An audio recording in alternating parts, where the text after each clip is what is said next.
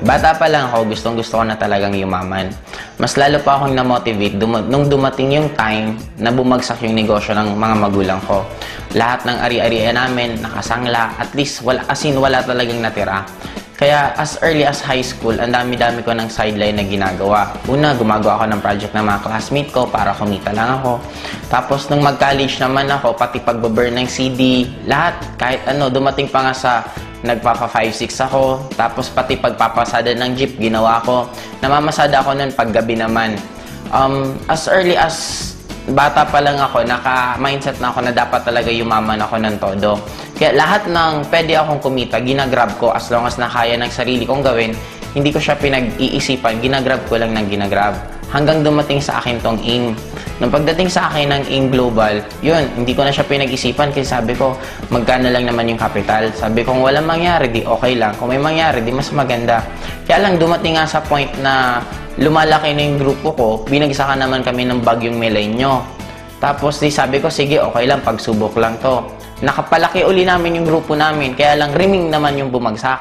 Kaya parang sabi namin, parang ayaw talaga tayong pakitain. Kasi nga, ang kalaban natin, kalamidad na, hindi na ibang tao or ibang company. Kaya lang, isa lang yung pumasok sa isip namin. Sabi namin, kung malalagpasan namin to, what more yung iba pang mga problema, mas madali na yun. Kasi ito na yung pinaka-worst.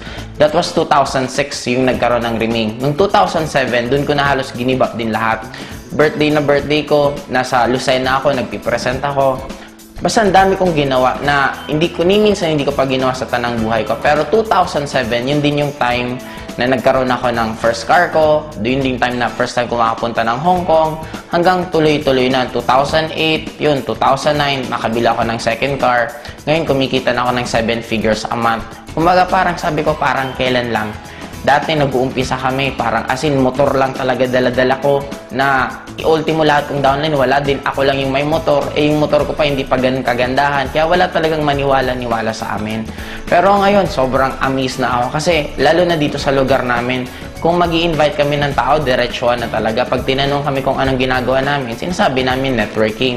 Tapos, ang good thing ngayon, meron na kaming sariling identity. And by next year din, bibili na ako ng sariling building na doon na namin ilalagay mismo yung opisina ng AIM Global. Kung mga first time in the history of networking dito sa lugar namin, ang dami namin kumitang tao na nagkaroon ng sasakyan and bibili din ako ng resort para susunod doon na kayo magkakandak ng training. At yung mga grupo ko from other na place, pwede silang pumunta dito para maipasyal ko rin.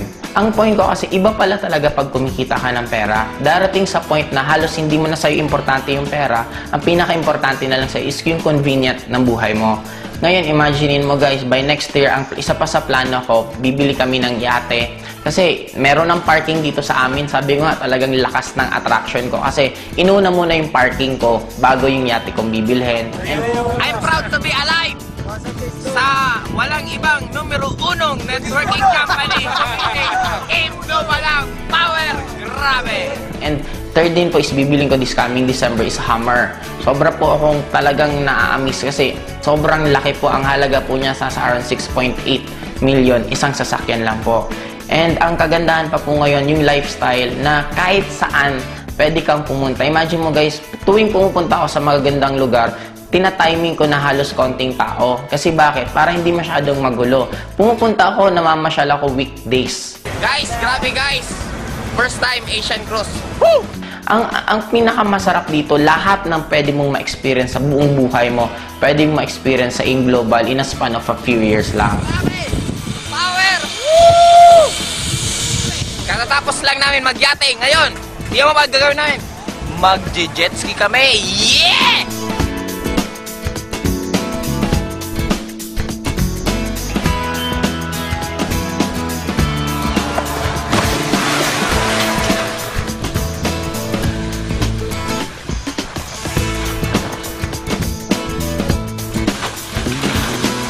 Kumbaga, yun yung nabigay sa amin na buhay because sa desisyon namin na gawin yung AIM Global at trabahuhin. Next year, US kami. Sobrang excited ako kasi Talagang first time ko makakapunta sa US na ni minsan hindi man lang pumasok sa isip ko na makakarating pala ako. Pero dahil sa Global, binigay nila lahat sa amin yan. Kung meron pa sa inyong nag-iisip, actually dapat huwag nyo na siyang pag-isipan.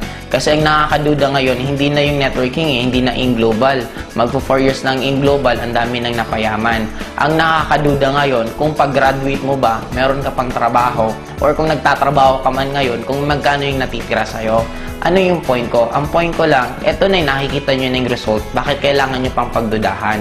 Ang kailangan nyo na lang gawin, paniwalaan nyo. Kagaya ng mga iba kong friends, it took them 2 years bago nagsipag-join. Pero after 2 years yun, ngayon sila naman yung mga bibili ng sari-sariling sasakyan. Yun pala yung kagandahan sa AIM. Pag once naniwala ka at trinabaho mo, meron at meron at meron talagang mangyayari.